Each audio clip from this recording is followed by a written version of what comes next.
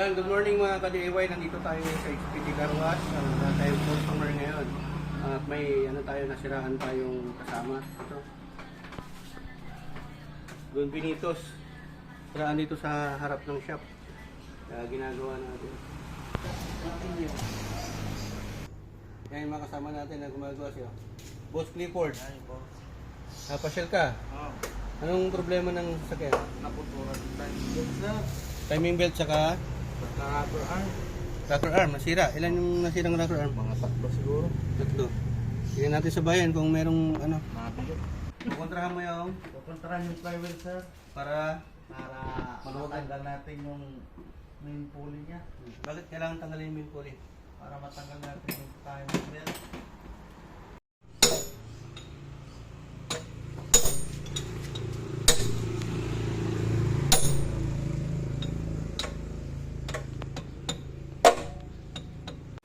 Yan mga ka-DIY, ito yung ipapalit natin mga pyesa. Dalawang intake saka isang intake saka isang exhaust. Oh. Mahirap hanapan nung no. Tapit. Tapos ilang belt. Yan, lahat yan na belt. B-belt dalawa. Tapos timing belt. Ay timing belt tama. Hirap hanapan, boss. Hindi kayo lang pa. Meron? Pero meron. Maghanap kayo? Linggo kasi ngayon. Yan, tinatanggal na nila sa may camshaft. Kasi nag-crack. Napalitan natin.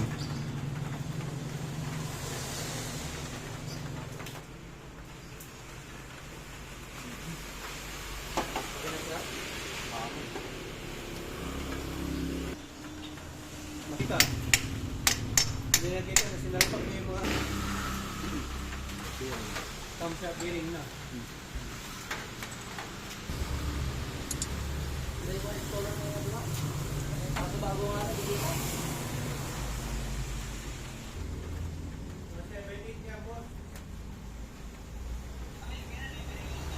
Saan na pong ginagawa nyo? Nalagay yung rocker arm. Binabalik na po yung rocker arm. Yan, kinakabit na yung timing belt. Mahirap yan. Para hindi mawala sa timing, dapat tama yung mo. Ito pang dalawa. Fan belt, alternator, saka steering. Boss Clifford, anong ginagawa natin? Tune up. Tune up. Ba't kailangan pa ba yan? Kailangan talaga. Para maano natin yung valve setting, no? Yan, tinatiming ho natin tong L300FB na ginagawa ni Boss Clifford. Yan. Kailangan na may timing natin to na maayos. Ito mga valve niya, mga rocker arm. Bagong palit yung dalawa dyan. Isang intake sa isang exhaust.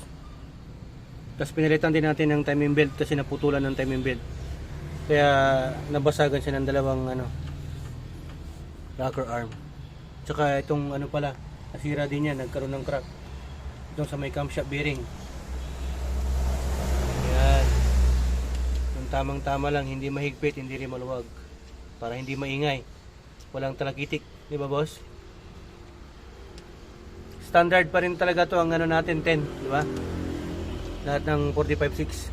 Naputulan kasi ng timing belt kaya nasira yung mga rocker arm niya. Pakita natin.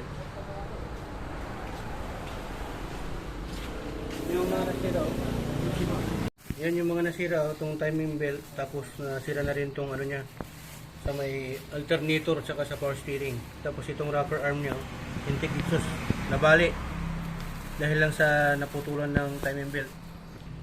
Tapos ito pala yung isang nasira, nag-crack din yung camshaft holder. Hindi pwedeng hindi palitan kasi ito kahit na ipa-machine shop mo. Kasi wala na rin Sunday kasi ngayon, sarado yung machine shop. Kaya pinalitan na rin natin para pulido yung gawa natin, hindi pa balik-balik. Yan yung master mechanic natin na gumagawa. Report, boss. Yes sir. Kamusta? Yun, inano natin yung tina-timing na rin natin yung niya, yung valve niya. Ito yung stock timing sa valve. Manual. Ito, bago na yung belt niya, tapos yan, sinalapak na rin natin yung mga rocker arm na pinalitan. Tapos bago na rin yung, yan, camshaft holder. Yan, okay na yan. Ano na lang, tuning na lang, tapos Balik na natin yung sa may baba, sa may flywheel. Yan, nasira ang sarap ng bahay kaya nirescue natin. Yan, ito. Don Benitos Filipino Delicacies. Boss Clifford, sa mga nasiraan dyan, tawagan nyo lang.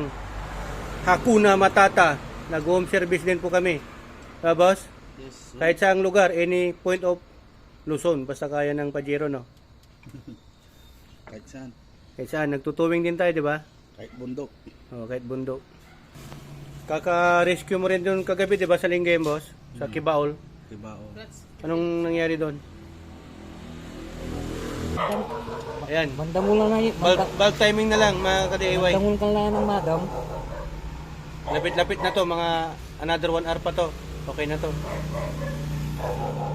Buka ng Lagay na rin natin yung takip. Yan.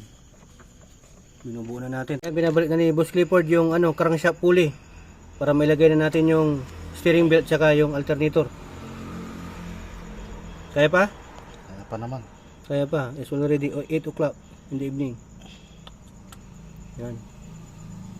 Anos Bilay. Anos Bilay, lifestyle. Kanto. Ha? PM.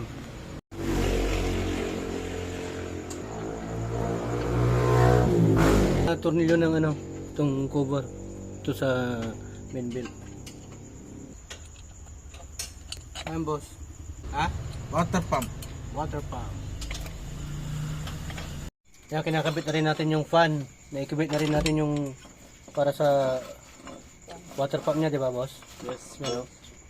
Tapos ito fan na, radiator fan. Kinakabit na rin natin. Tapos papaanda rin na natin. Lalagyan na natin yung hose nitong radiator dito. Tapos lalagyan natin ng coolant. Dadagdagan natin kasi nag-spill yung coolant niya kanina. Ipitan na yan. Yan, ilagay na rin natin yung valve cover tsaka itong sa may timing belt cover niya. Oh. Malapit-lapit na to. Another 30 to 1 hour. Ito ang mahirap na pag gumagawa ka talaga ng mga L300. Nasa loob kasi yung makina. Yung iba ginagamitan ng lifter. Pero yung binabalik na rin natin yung compressor niya sa aircon. Kailangan kasi tanggalin yan kasi nakaharang. Para mailagay natin yung sa may belt, di ba? Yan mga ka-DIY, lalagyan na rin po natin yung belt niya para sa alternator and water pump. Yan, dalawa na yung binili natin. Pati nilalagay na rin natin yung isang belt. Dalawa kasi ito eh. Double belt kasi ito para sa main belt niya, di ba, boss? Yes, sir. Para paganahin niya yung water pump, tsaka yung alternator, tsaka steering. Yung sa may compressor kasi hindi na gumagana itong aircon niya. Dinidikwat na natin para ma-adjust na natin yung belt.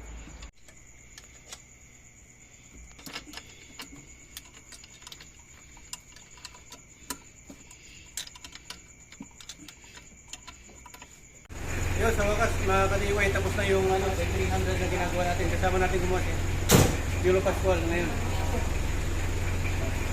Ayun, mandar na. Sa wakas. Anong oras na, boss?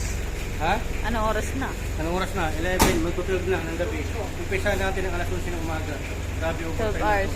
Pero okay na, sulit na. Pagtingin na lang yan. Tama ka lang sa kanya, boss. Yung gusto, bugingin mo na.